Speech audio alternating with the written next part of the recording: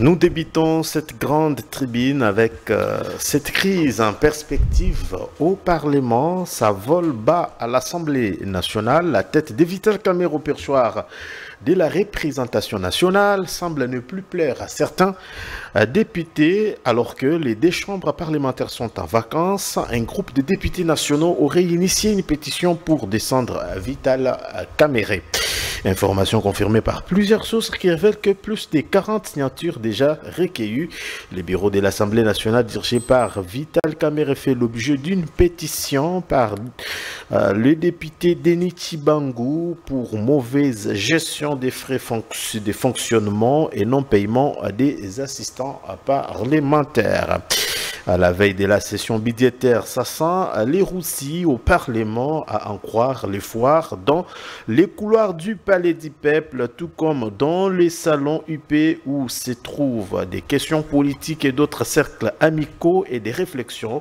On laisse entendre que la prochaine rentrée parlementaire promet des étincelles. Le présidium de toutes les deux chambres, Assemblée nationale et Sénat, serait menacé par des pétitions visant la déchéance de leur président, en l'occurrence Vital Kamerhe pour l'Assemblée nationale et Jean-Michel Samalou Condé pour le Sénat. Dans un autre chapitre, la crise congolaise au cœur d'une confiance annuelle sur la paix en Afrique. En l'absence du gouvernement Tshisekedi, d'après la référence plus, les dialogues annuels sur la paix et la sécurité en Afrique du Sud organisés par la Fondation Thabo Mbeki s'est ouvert hier mercredi. Après de Johannesburg, cette année, précise l'État tabloïd, la RDC est au programme des discussions. Mais si l'opposition congolaise sera présente, les gouvernements et les conseillers de Félix Tshisekedi ont décliné l'invitation de l'ancien président sud-africain. Concernant à ces assises, Radio Okapi nous informe que certains opposants ont été empêchés de quitter la RDC. Les médias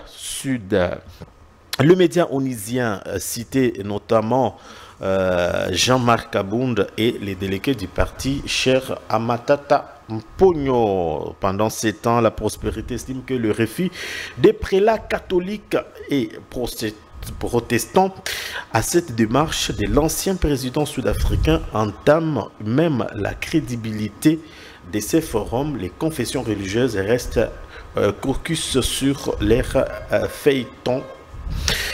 Sur l'air feuille des routes. Mesdames et messieurs, surtout bienvenue dans ces magazines Grande Tribune que nous avons l'honneur de vous présenter.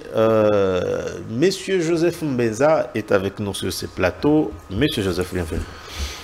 Merci, monsieur Daniel, pour l'invitation dans cette grande chaîne que j'aime beaucoup, surtout l'émission La Grande Tribune. Ça faisait un peu un bail que je suis plus passé par ici, mais je tenais à y participer pour qu'on discute ensemble sur les questions de l'heure, d'actualité, sur les enjeux politiques en République démocratique du Congo.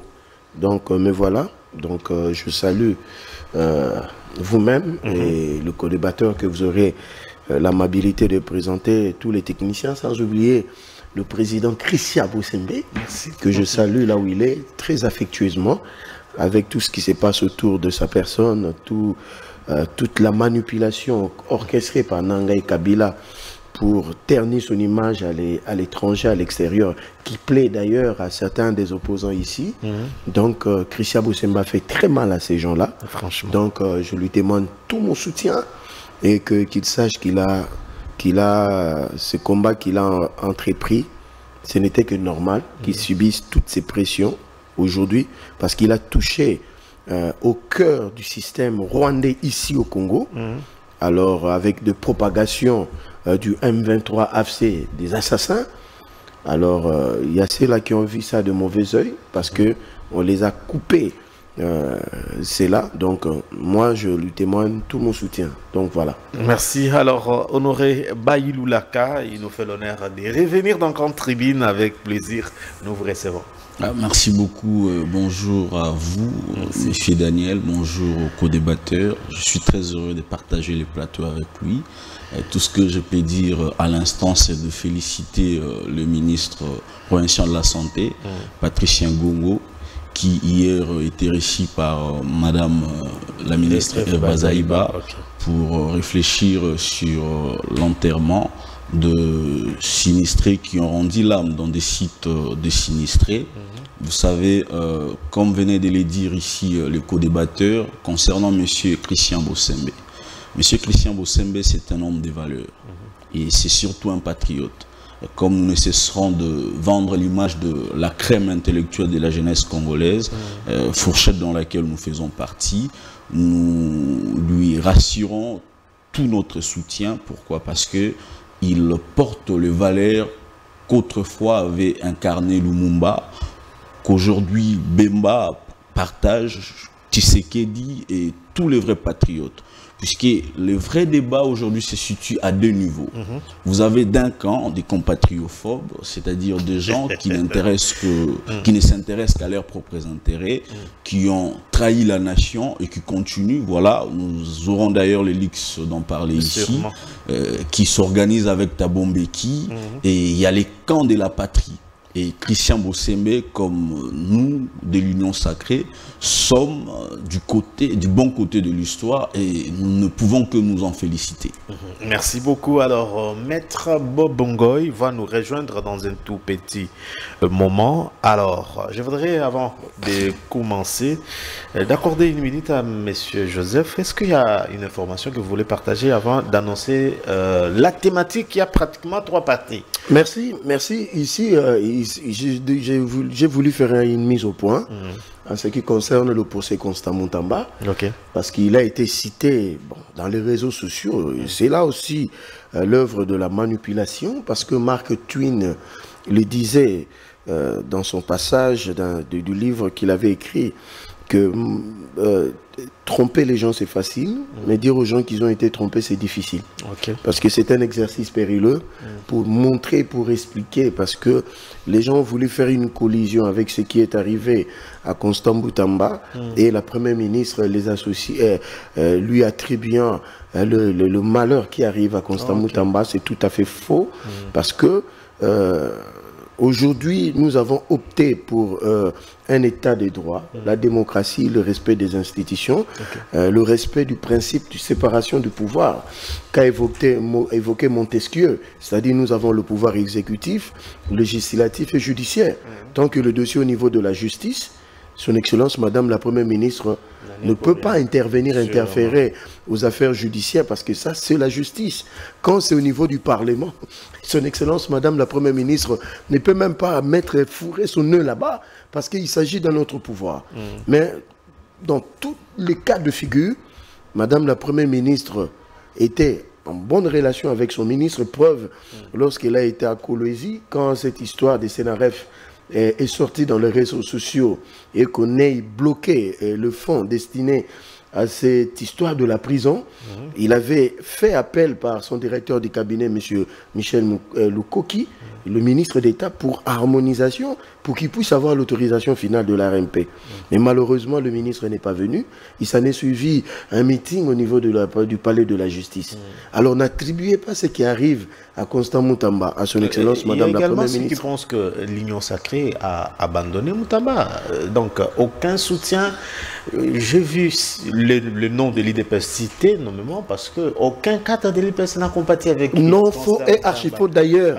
Je voudrais que vous puissiez préciser ça. D'ailleurs, ceux qui ont apporté leur soutien en grande masse sont des combattants de l'UDPS, des parlementaires debout, qui ont été là, des communicateurs de l'UDPS, mais Constant Moutamba n'est pas de l'UDPS.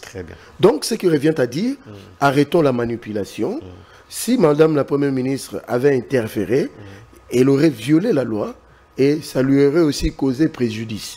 Et les institutions seraient mises en conflit. Donc voilà un peu la précision. Merci beaucoup. Vous l'avez dit autrefois avec Constant Moutamba, et enfin, je ne sais pas si vous étiez prophète que la loi soit, les droits Vous savez, c'est comme ça que j'ai toujours invité les uns les autres dans les réflexions.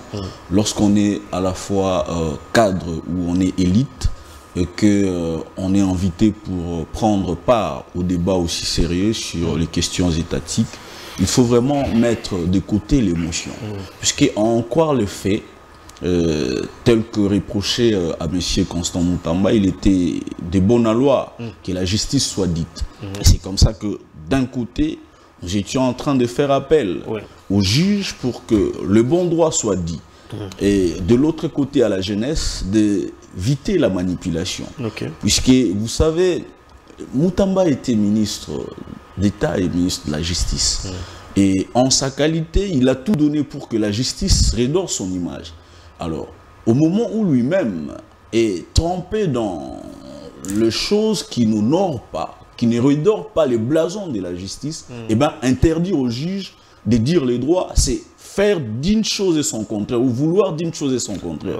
Et voilà qu'il est condamné. Il doit, comme je l'ai dit l'autre fois, il doit écoper sa peine, il doit assumer ses actes pour que la jeunesse qui viendra après lui tire des leçons.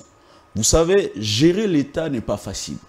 Et lorsqu'on gère l'État avec des sensations, il ne sera pas bon et on finira par être contré tel que Constant Moutamba. Et cela, on ne peut pas l'attribuer à l'Union sacrée.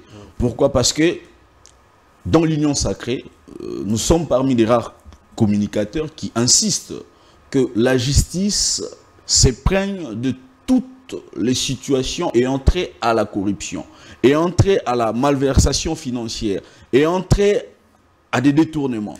C'est l'appel que nous lançons. Nous, les MLC, nous, la jeunesse du MLC. Voilà que le droit a été dit. Nous interpellons toutes les autres autorités investies du pouvoir de faire attention et de différencier la caisse de l'État et leurs poches privées. Alors, merci beaucoup. Je voudrais qu'on revienne un peu sur la question de l'Assemblée nationale, de cette crise en perspective qui s'annonce entre... Il y a des députés qui ne sont pas d'accord. Pendant que les trains souminois a déjà démarré, on sent qu'il y a des gens qui veulent déstabiliser les institutions de la République déjà établies. Est-ce que dans une minute comme ça, on prend... Une minute. Bon, personnellement, ça n'engage que moi. Le choix de M. Vital Kamerhe, moi, je n'étais pas pour.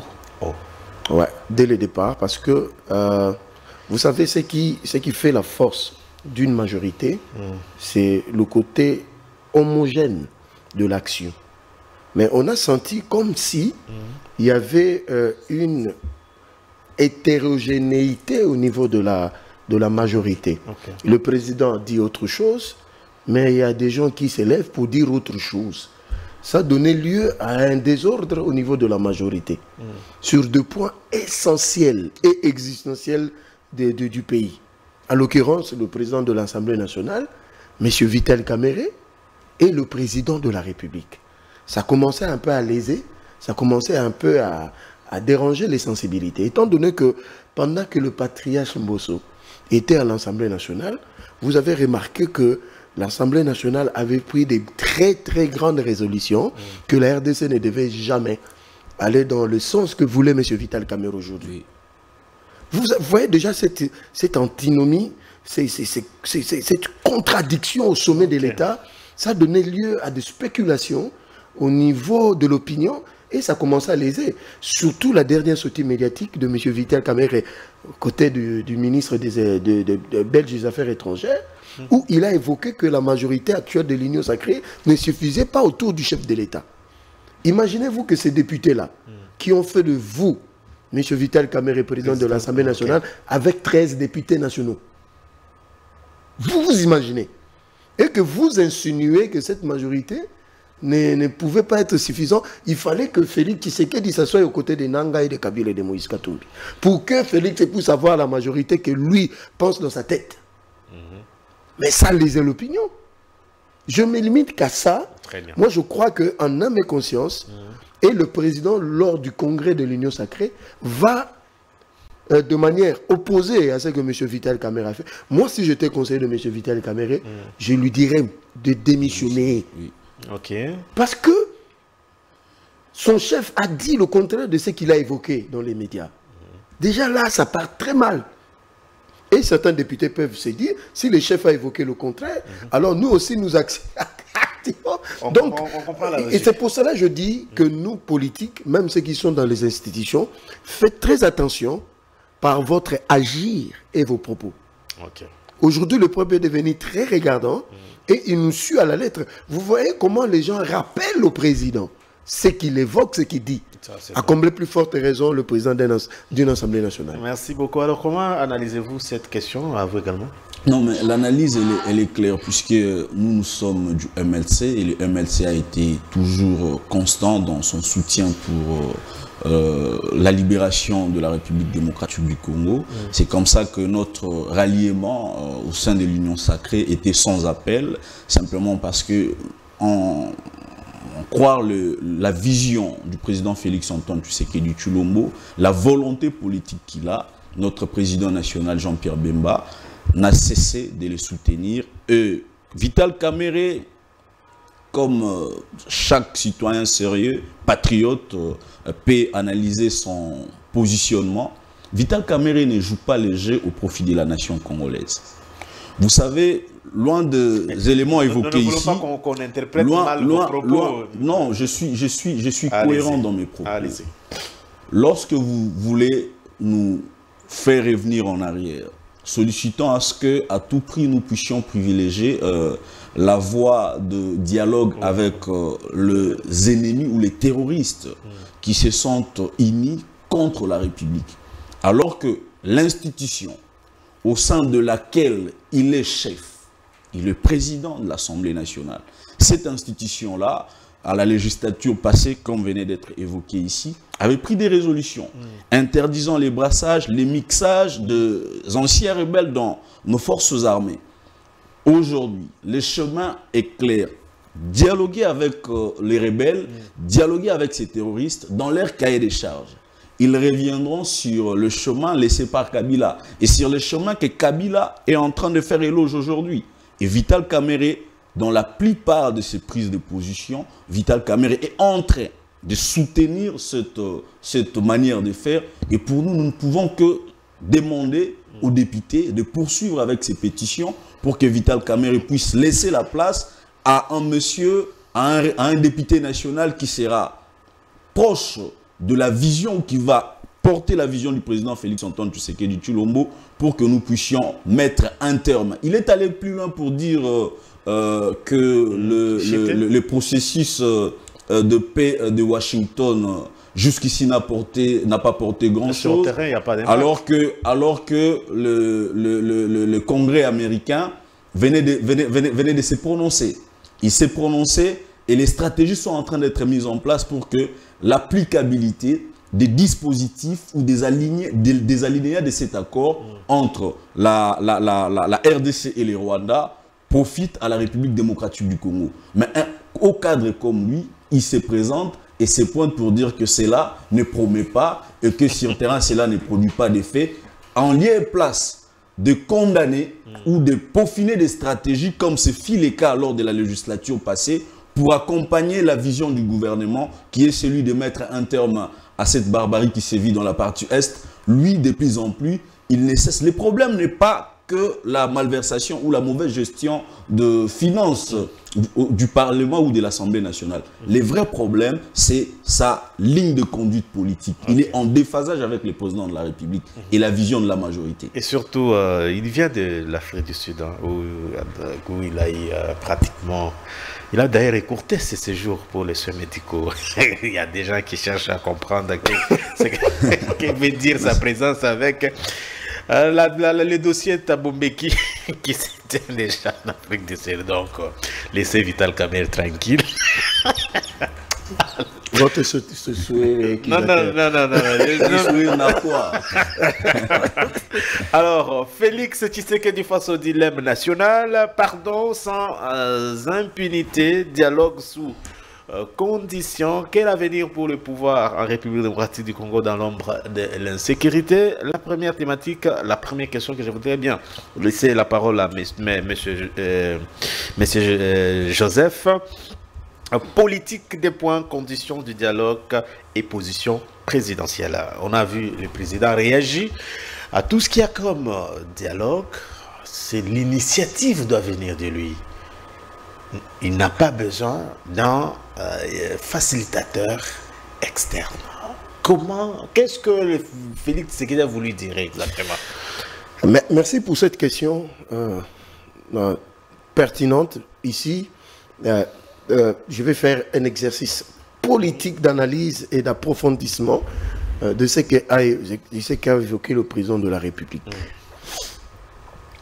Il y a des dispositions de la Constitution que je vais évoquer ici. C'est l'article 69 de la Constitution qui donne des attributs au président de la République à lui seul. Okay. Et il y a la disposition de l'article 5 qui confère au peuple congolais la latitude de se choisir un dirigeant pendant 5 ans. Okay. Et pendant ces 5 ans-là, le peuple lui a confié, comment dirais-je, ses droits de lui représenter et de conduire la nation. Et quand c'est là, en ces titres-là, et ces deux dispositions, aucune autre influence, ni interne ni externe, ne peut empêcher le président, en tant que le Deus ex machina, de poser des actes conformes à la Constitution de la République démocratique du Congo.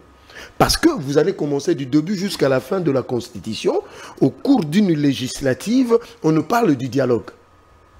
Le dialogue, c'est un phénomène extra-constitution et qui n'arrive, qui ne trouve que son sens lorsque les institutions sont en déphasage avec le temps constitutionnel qui leur sont dévolus.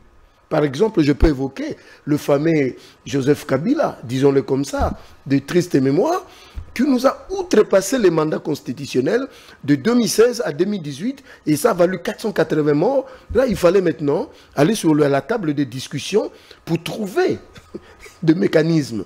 Mais un président de la République qui est dans son mandat constitutionnel, vous voulez lui imposer un schéma que vous avez concocté avec les officines ténébreux, alors le peuple congolais ne peut pas emboîter le pas.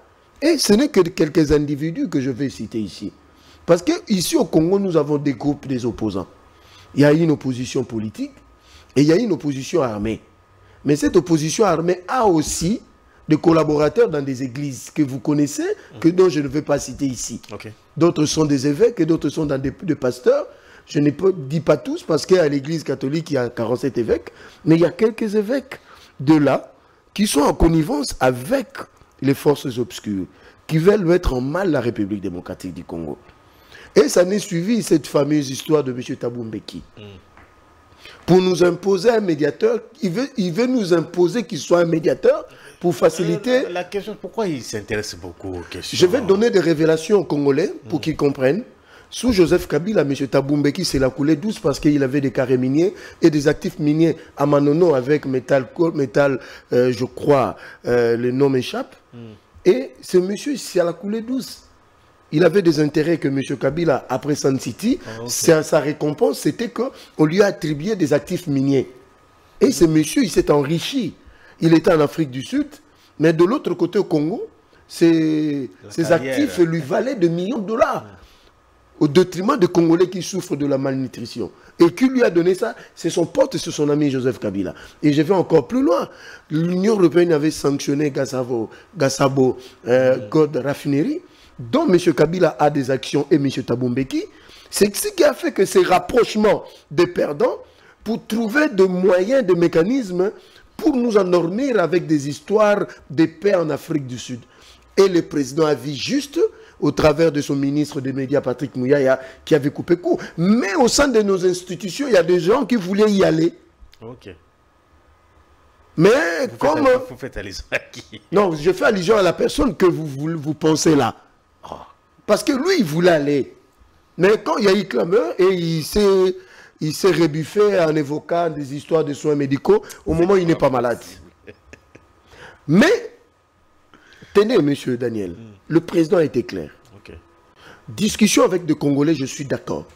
Parce qu'il a discuté avec Mouzito, il a discuté avec Martin Fayulu. Et le président, lors de plusieurs de ses interventions, il a dit clairement qu'il n'a pas fermé les portes et qu'il était prêt à recevoir tout Congolais. Maintenant, au sein de ce Congolais-là, il y a des Congolais qui sont inféodés à l'étranger. Mais le président a vu juste. Le président ne veut pas retourner dans la même sauce que M. Kabila. Là où il nous a conduit par de fameux dialogues. Et aucun dialogue, je le dis et je pèse, je persiste, aucun dialogue ne mettra fin à la situation qui prévaut à l'est du pays. Parce qu'il y a des causes exogènes qui influencent sur les causes endogènes ici.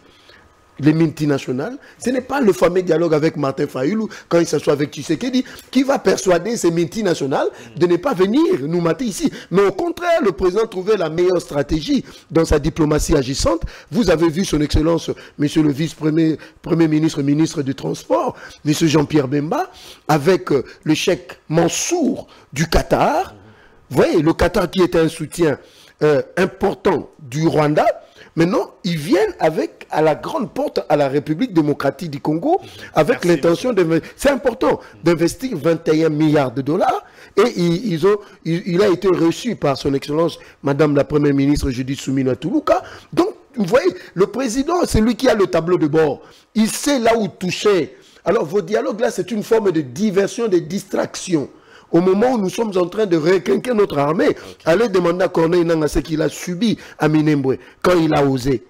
Donc c'est pour dire que nous sommes dans une autre dynamique. Merci. Et le président garde le cap. Nous avons compris la position présidentielle. On revient par rapport aux conditions. Quels sont les préalables que vous en tant qu'acteur politique, vous pensez que cela sera mieux pour qu'il y ait un dialogue inclusif. Alors, monsieur Honoré, vous également, vous avez 5 minutes sur la position du président de la République et les conditions préalables pour un dialogue inclusif. Il faut noter que le président de la République étant le garant du bon fonctionnement des institutions, comme lever la volonté du constituant, il est le mieux informé. Hormis le fait qu'il soit le mieux informé, il a en sa possession l'avenir de la République démocratique du Congo. Et les seuls éléments qui les différencient avec Joseph Kabila, c'est que Joseph Kabila pouvait transiger sur les intérêts vitaux de la nation, alors que Félix Antoine Tshisekedi Tshilombo, il ne peut pas, parce que sur ses épaules, il sait que au centre de son action, c'est d'abord le peuple congolais. Et qui dit peuple congolais, dit la protection de l'ensemble de notre territoire national. Alors, le président de la République a totalement raison de dire que nous ne pouvons pas prendre part à cette initiative de dialogue patronnée par Thabo Mbeki. Mais qui est Thabo Mbeki? Thabo Mbeki, c'est celui qui est parmi les rares parrains de Joseph Kabila en Afrique. Parmi les chefs d'État africains qui ont parrainé Joseph Kabila, il y a Thabo Mbeki et puis il y a les présidents kenyans.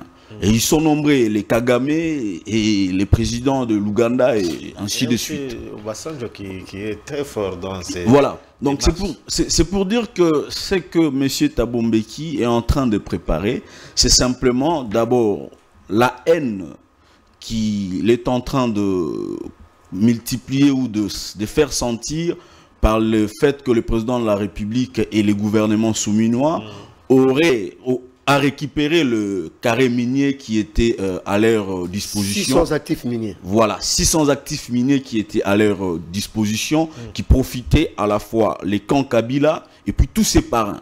On cite déjà Jacob Zuma, on cite beaucoup de grandes familles des dignitaires d'Afrique. On cite même le président de la République du Congo. On cite Kagame, on cite beaucoup de gens dans ces rapports qui est publié presque dans la plupart des tribunes au niveau international. Mais ce que nous devons retenir, c'est que tout ce qui est fait sans nous est contre nous. Ce qui s'est fait ailleurs, en dehors du Congo, avec les gens qui n'ont cessé de verser ou de faire couler le sang de nos concitoyens, avec leurs parrains, cela ne peut aucunement nous profiter. Nous félicitons parce que la sortie médiatique de Corneille Nangaa, il a félicité indirectement l'armée congolaise en disant que pendant que la négociation était à Doha, la République démocratique du Congo, le président de la République Félix-Antoine Tshisekedi Tshilombo était en train d'armer et de mieux positionner nos forces armées de l'FARDC. Et pour nous, nous demandons au président de la République de mettre tous les moyens sur pied pour bouter hors d'état de nuire ses ennemis de la République. Et nous n'accordons aucune importance à ces assises des dialogues qui se tiennent en Afrique du Sud sous les auspices de Thabo Mbeki, puisque lui également doit être considéré par cette génération actuelle et les générations futures comme étant l'un des terroristes, comme l'un des ennemis de la République, parce qu'il reçoit qui? Il reçoit Joseph Kabila, Joseph Kabila qui a armé Corneille Nangaa, Joseph Kabila qui a organisé les élections ensemble avec Corneille Nangaa, mais aujourd'hui les deux sont les patrons de la tuerie, les patrons de la barbarie, du sang qui coule dans la partie est de notre pays. Et ça, on ne peut pas tolérer. Nous disons non à cette initiative et nous félicitons le gouvernement congolais. C'est quoi la particularité de Doha, Washington et la démarche de Thabo Mbeki? La particularité, c'est que... Parce qu'il y a des gens qui disent, mais avec la même personne, vous êtes à Doha, oui, à Washington, mais quand on vous invite dans la famille africaine, ça devient maintenant diabolique. À quel niveau? Vous savez, sur les tables de négociation, il faut surtout voir les côtés intentionnels et les côtés sincères des parties en négociation. Mais déjà, la posture de Thabo Mbeki, la position et les bénéfices qu'il avait sous la mouvance de Joseph Kabila est un des éléments qui nous impose de ne pas prendre part à leurs négociations. Ça veut dire que les anciens voleurs, les anciens rebelles, les terroristes qui aujourd'hui sont en perte de vitesse s'unissent et invitent la partie gouvernementale qui les a imposé cette situation de négocier. Mais vous savez, quelle sera leur proposition? Leur proposition sera claire. Revenez dans les systèmes de mixage, accordez-nous les carrés miniers, donnez-nous tels avantages, donnez-nous les services de renseignement, parce que c'est le système laissé par Joseph Kabila. Si Joseph Kabila se révolte contre le président de la République, Félix-Antoine Tshisekedi Tshilombo, c'est simplement parce que les systèmes qu'il avait laissés, les systèmes de trahison, les systèmes de tuerie au profit du Rwanda et des Occidentaux a été démantelé par le président Félix-Antoine Tshisekedi Tshilombo. Les conditions, les préalables pour un dialogue, qu'est-ce que vous proposez comme monture aujourd'hui par rapport à tout ce qu'il y a comme démarche? Le président avait conditionné que l'Église, les confessions religieuses se mettent d'accord, chose qu'on est en train d'observer. Oui. Selon vous, quelle monture pensez-vous avant de prendre la deuxième étape entre les pardons et l'impunité? Quelle serait la bonne démarche? Moi, je suis très clair et je pense que c'est la vision politique partagée par le MLC. Lorsque les institutions sont investies et qu'elles sont en train de jouir du temps de leur mandat, je ne pense pas qu'il est opportun de parler des dialogues en dehors des institutions. Okay. Mais le président de la République, avec toute la sagesse qu'il a, parce qu'il avait déjà demandé aux confessions religieuses de bien pouvoir solliciter l'initiative de dialogue auprès de lui, si le président de la République estime et donne les conditions, je serais tout à fait d'accord. Mais contre la position du président de la République, moi je pense que c'est au sein des institutions, au Parlement, que toutes les forces politiques, que ce soit des partis politiques, des associations, doivent faire des initiatives par des pétitions, doivent formuler des recommandations ou des propositions pour que les débats et les questions sensibles et essentielles de l'État soient discutés au sein du Parlement ou carrément au sein du Conseil des ministres. Merci beaucoup. Alors, à vous également, le préalable, monsieur Joseph, et puis on va prendre la deuxième étape qui est comment ça va se passer, parce que Doha apparemment nous impose un dialogue sincère dans les revendications.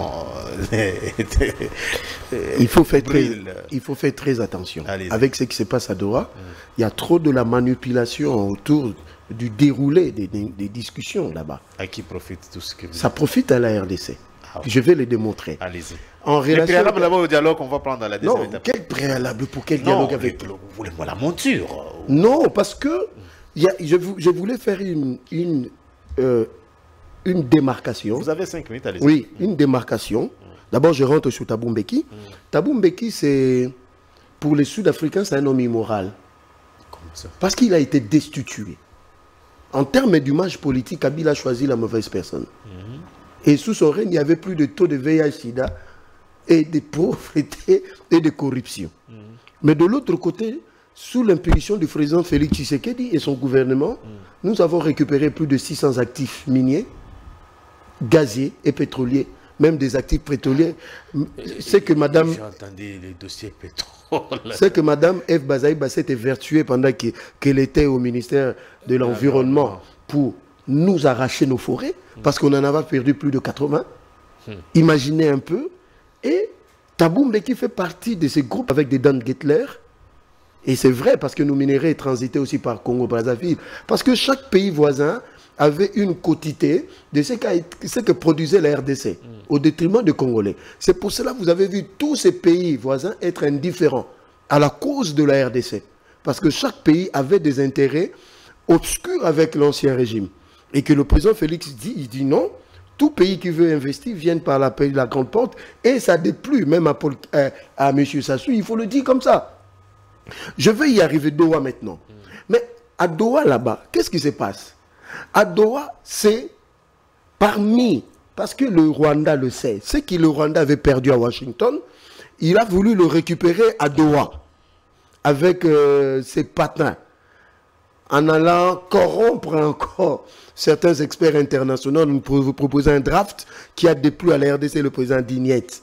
Alors quand ils sont revenus, ils ont une copie de ce qui doit être l'accord qui devait être signé, qui demande la dissolution pure et simple du M23 AFC et qui ne pouvait pas se muer en parti politique en République démocratique du Congo.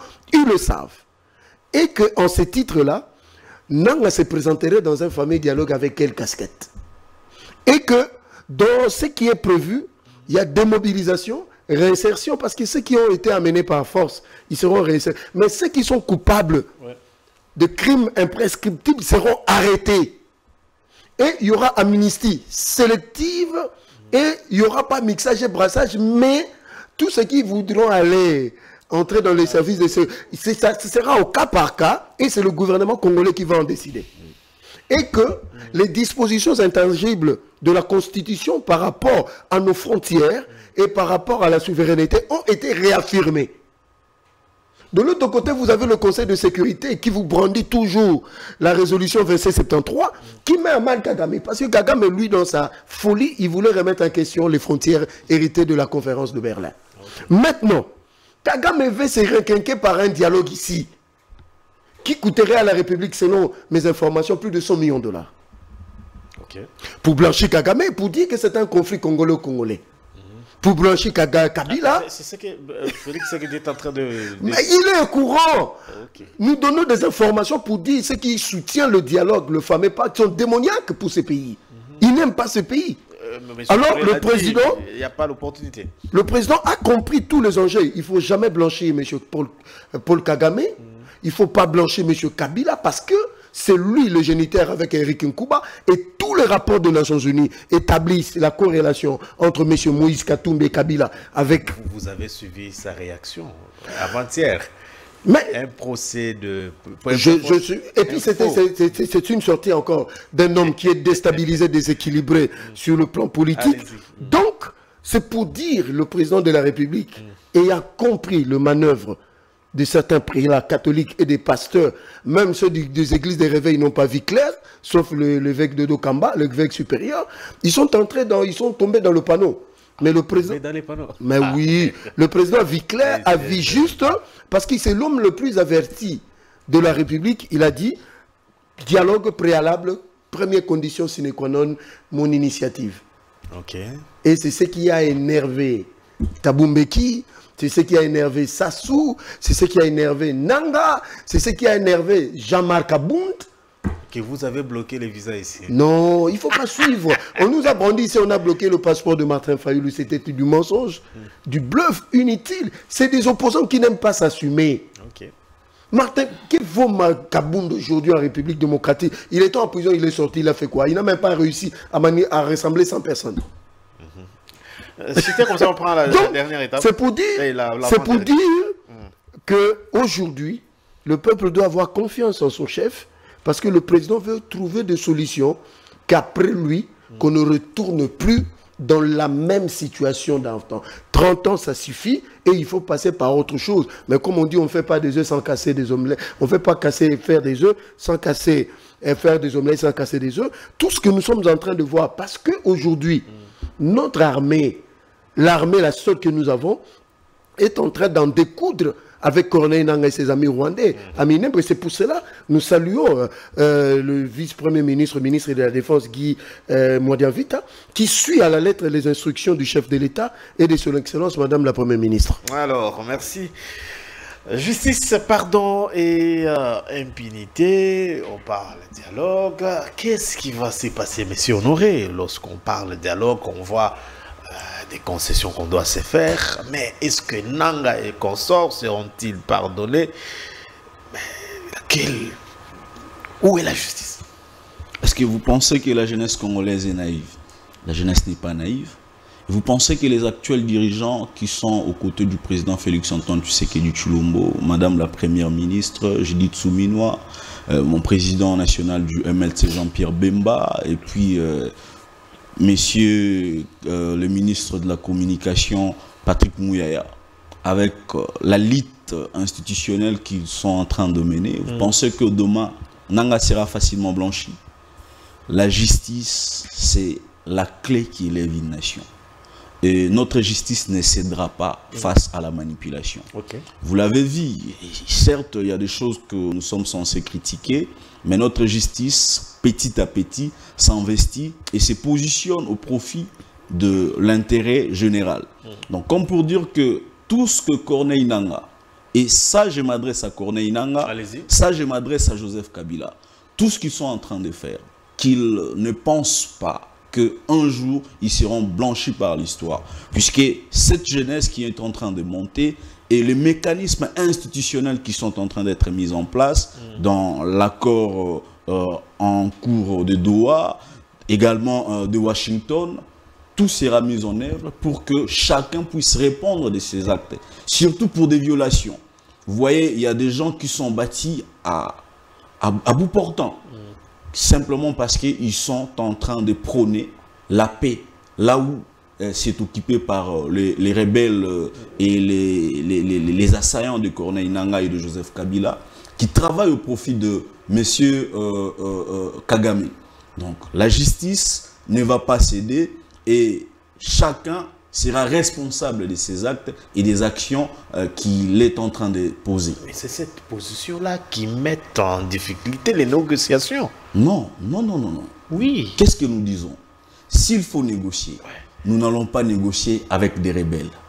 Là d'abord, c'est le premier point. S'il faut négocier, il faut que le président de la République identifie les circonstances pour lesquelles nous devons nous mettre ensemble pour négocier. Mais si c'est pour céder notre territoire, pas question. Si c'est pour accepter les mixages, pas question. Donc, les conditions pour les dialogues sont en train d'être débattues dans les institutions, comme j'étais en train de les dire, parce que le président de la République et son gouvernement et les parlements savent que la responsabilité qui pèse sur leurs épaules, c'est la responsabilité qui veille à ce que les Congo soient bien gérés, que les peuples congolais puissent manger et que chaque citoyen congolais puisse se retrouver et se sentir à l'aise sur son territoire.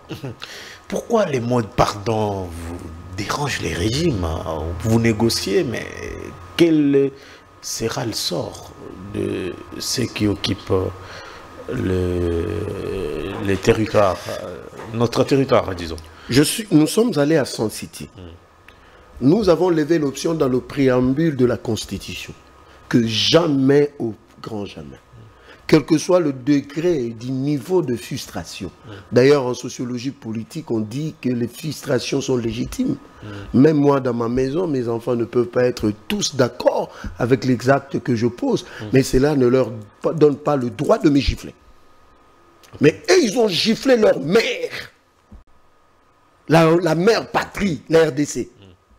Et ils ont versé le sang de leurs frères au profit d'un tyran qui s'appelle Paul Kagame. On ne le leur pardonnera jamais, au grand jamais. Parce qu'on avait mis fin. Est-ce que vous cherchez la paix? Attendez, nous sommes un État qui s'assume. La paix, vous voulez la paix? Attendez. La paix à quel prix?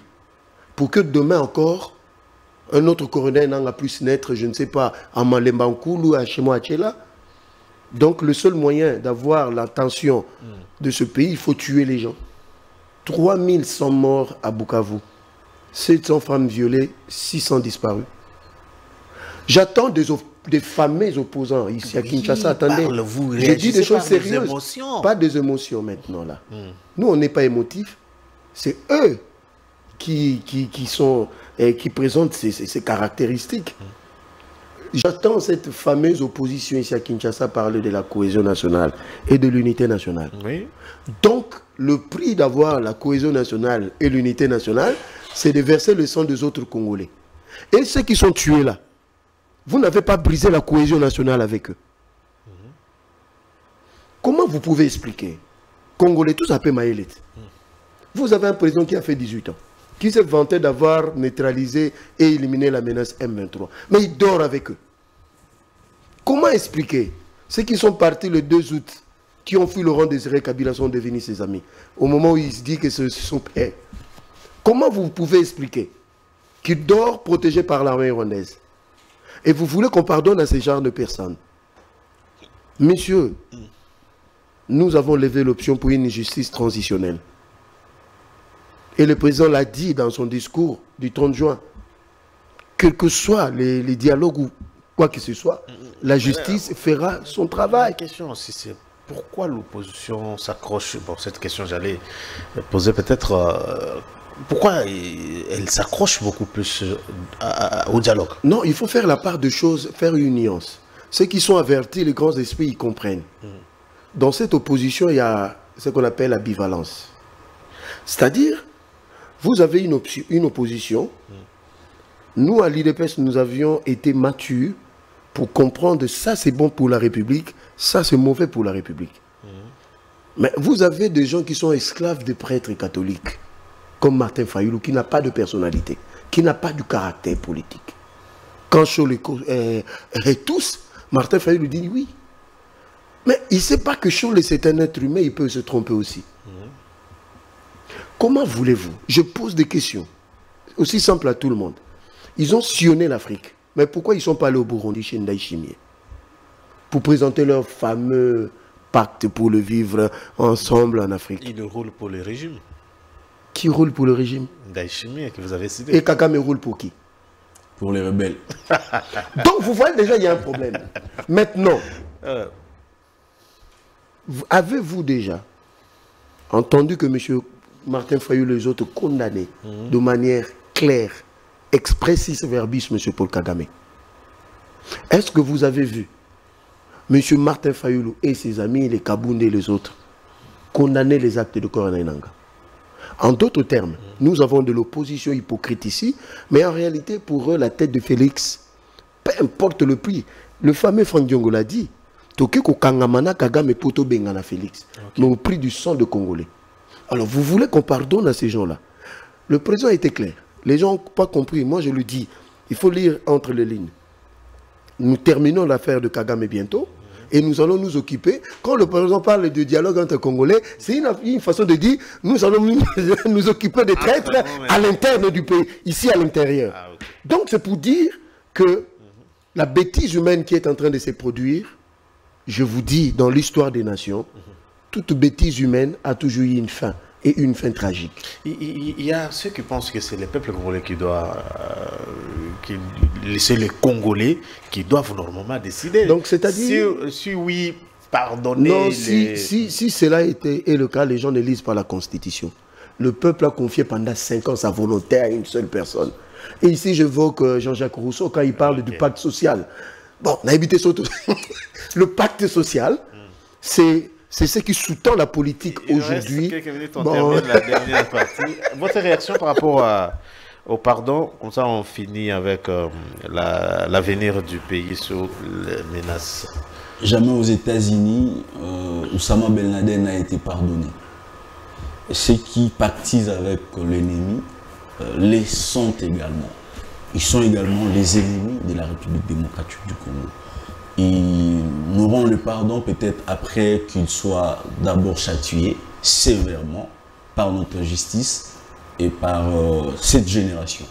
Pourquoi? Parce que lorsque vous avez des revendications, formulez vos revendications et créer des structures pour animer des conférences. C'est ce qui s'est fait ailleurs. En France, c'est comme ça. France, oui. Lorsque les rassemblements nationaux perdent à une élection, lorsque tel parti politique n'est pas majoritaire sur l'échiquier national dans la gouvernance, qu'est-ce que ces mouvements font? Ils s'investissent dans de hautes réflexions pour essayer d'attirer les sympathisants. Mais ici, lorsque vous n'êtes pas majoritaire, ou lorsque vous êtes en perte de vitesse, ou que vous n'avez pas la manette en main, vous devez prendre les armes pour essayer d'attirer l'attention à la fois de tous les ennemis du Congo, pour qu'ils vous soutiennent, afin d'instaurer ce que Kabila a apporté, Kabila le père a apporté, et pérenniser les systèmes institués par son fils, les mauvais systèmes qui est décrié. Je l'ai dit ici, ils ne seront pas bénéficiaires de notre pardon, et nous poursuivons sous la vision du président Félix-Antoine Tshisekedi Tshilombo, et cette situation de guerre, cette situation de trahison prendra fin un jour. Parce que la vigilance de cette jeunesse, la vigilance et la rigueur de nos autorités continuent à nous inspirer, et nous ne pouvons que les soutenir. L'avenir du pays sous la menace des conflits armés. Alors, comment, je redonne la parole à M. Joseph, bientôt, c'est pratiquement 7 ans, parce que nous tendons déjà vers la fin. Comment vous évaluez l'avenir du pays? J'ai entendu beaucoup M. Honoré parler de la génération future. Quelle histoire on va? Comment réécrire notre histoire dans le jour prochain? Non, l'histoire de la République démocratique du Congo. D'après tout ce que nous sommes en train de vivre. Non, nous ne sommes pas un pays comme les autres pays. De par notre vocation depuis 1884. Les géniteurs de ce que nous sommes aujourd'hui, c'est quelques pays et quelques individus. Ici, je vais évoquer Van Otto von Bismarck, le roi de Belgique, Léopold II, et le général Harrison Ford, qui était le représentant des États-Unis à Bruxelles. C'est eux qui ont concocté en 1884. Ça nous a conduit à la conférence de Berlin de 1885. Nous n'étions pas là. Ils ont donné la vocation du bassin du Congo, qui pour eux, c'était une zone économique à exploiter pour leur profit.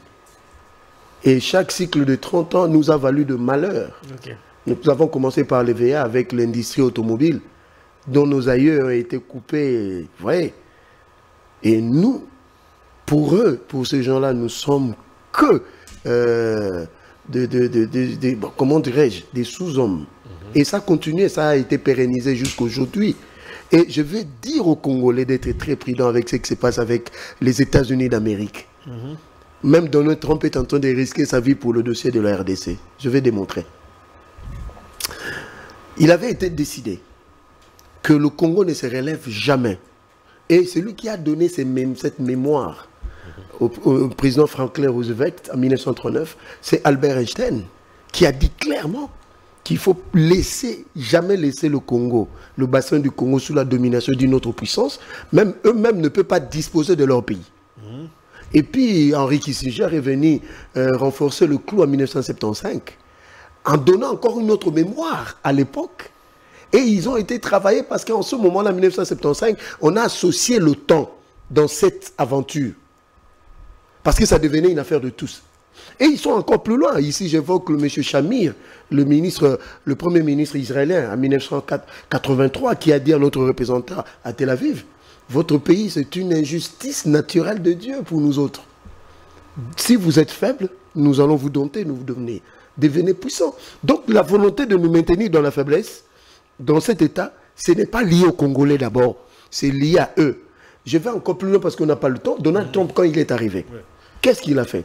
Suivez bien ce qui sort de la bouche de Donald Trump. Pourquoi il a appelé les Zelensky et les Européens à Washington? Parce que le dossier de la RDC, bien que nous ne même pas cité, mais on a évoqué le dossier de la RDC. Parce que tout le moyen militaire qu'a utilisé Paul Kagame est venu de l'OTAN, via l'Ukraine. Et c'est la France et l'Europe qui ont armé le Rwanda. Et le président américain est en train de mettre fin à cela. C'est pour cela, au siège de l'OTAN, il parle de massacre par machette qu'a subi le Congolais par le Rwanda. Et il en a évoqué. Le Congolais, je vous demande de lire sur le ligne ce qui se passe. Et Donald Trump a évoqué ceci. Je suis venu détruire le tas profond aux États-Unis, qui aura de l'impact dans tous les autres pays. C'est ce qu'il est en train de faire au risque de sa vie. Parce qu'il a annulé, il a mis de côté l'USAID, qui est un instrument de la domination américaine. Maintenant, il est allé encore plus loin. Parce que quand on parle du système, quand on parle de l'état profond, c'est le système dominant du monde, où les multinationales disposent sur nos vies, au prix de crimes indescriptibles. Et cela a été orchestré par ces gens-là. Et Donald Trump est en train de mettre fin à ça. Et le président a compris que c'était le moment de nous faire sortir de notre cycle de 30 ans à cause des minéraux stratégiques, le lithium, le cobalt, pour la révolution de l'industrie automobile qui va faire sa transition.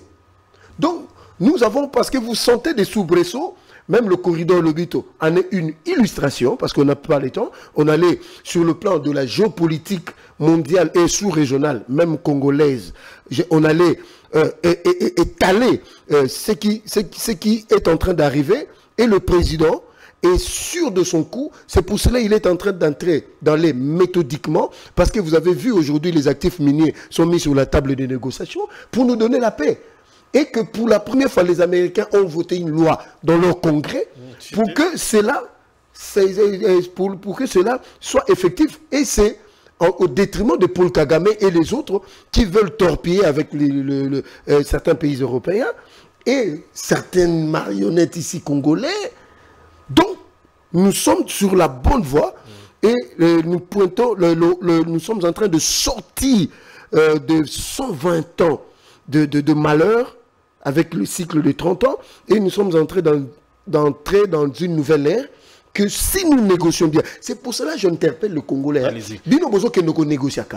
Bozala na moi, bozala grand esprit, parce que si nous ratons ces virages, nous connaîtrons encore un cycle de 30 ans de malheur. Nous avons maman Thérèse Kaikwamba et Noëlla Aingana Kato qui feront totalement un bon travail, bien que... Alors, à vous également, comment vous voyez l'avenir politique de notre pays et surtout sous les régimes Félix Tshisekedi? L'avenir politique de notre pays est sur la bonne pente. La bonne pente, pourquoi? Parce que c'est la diplomatie aujourd'hui qui propulse les grandes stratégies, les grandes techniques de gouvernance. Pourquoi? Parce que lorsque nous voyons par le passé, la République démocratique du Congo dans les concerts des nations était totalement oubliée sous Joseph Kabila. Mais nous voilà aujourd'hui avec la bonne politique diplomatique agissante du président Félix Tshisekedi Tshilombo. Nous avons reçu ici les responsables comment on appelle ça, de l'émir du Qatar qui est venu ici échanger avec nos responsables pour des projets d'envergure, pour des négociations.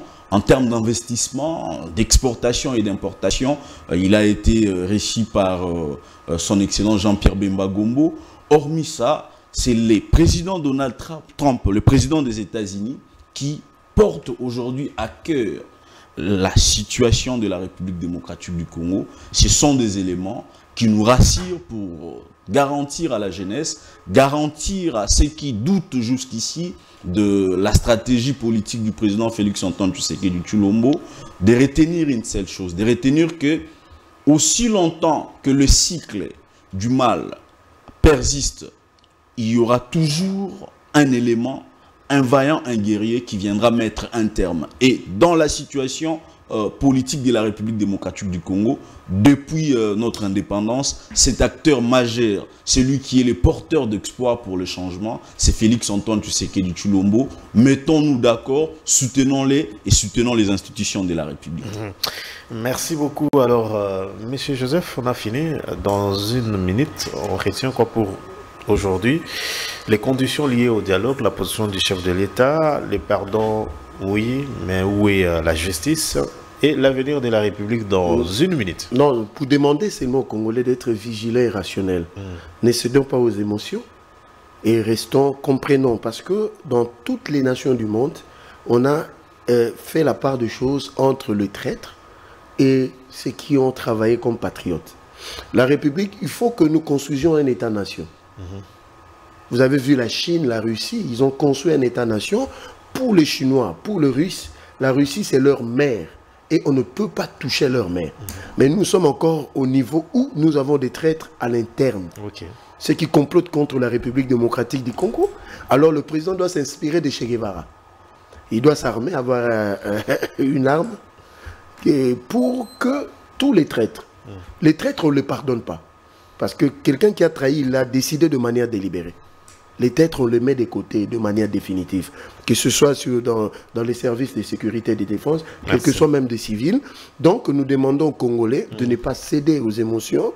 Celui qui est traître, il doit être traité de la manière et promouvoir des valeurs patriotiques pour que le Congolais et les Congolaises ne trahissent plus leur nation. Merci. Alors, à vous également, Monsieur Honoré, on a fini. Merci beaucoup. Je nous félicite les uns les autres que la jeunesse prenne conscience de tous ces enjeux parce que l'avenir est entre nos mains. Nous qui sommes jeunes, nous devons capitaliser tous les efforts que le gouvernement et nos institutions de la République sont en train de fournir, sans quoi cette République sera entre les mains ou sous la domination étrangère, et c'est les Tutsis rwandais, Paul Kagame et sa progéniture qui prendront l'ascension sur nous qui sommes patriotes et congolais. Nous devons demeurer vigilants. Merci beaucoup, Monsieur Honoré. Merci, Monsieur Joseph, pour avoir répondu à notre invitation. Chers compatriotes, merci pour votre encouragement, la diaspora congolaise. Merci à ceux qui nous suivent en Bujimaï, au Katanga et surtout au Lualaba. Je salue la fondation MMZ, Judas, Joseph Mupenda Mwangaza Vunjabongo, donc qui suit religieusement avec grande tribune. Alors, nous vous retrouvons demain, retrouvez dans Zinc demain avec la même détermination. D'ici là, portez-vous bien. Au revoir.